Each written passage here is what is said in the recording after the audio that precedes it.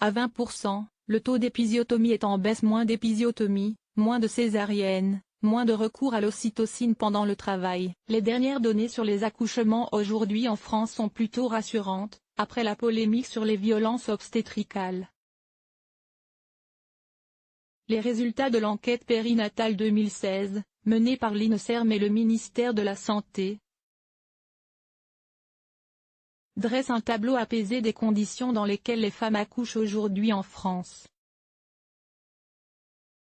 Le sujet était devenu sensible ces derniers mois à la suite de la polémique sur les violences obstétricales.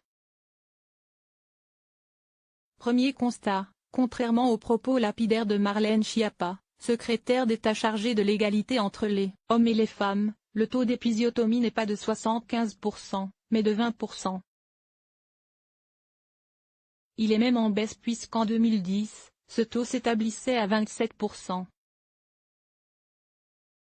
Les injections d'ocytocine, une hormone qui accélère l'accouchement, sont moins systématiques, dans le respect des recommandations officielles. En 2010, plus de la moitié des femmes, 58%, recevaient de l'ocytocine pendant le travail.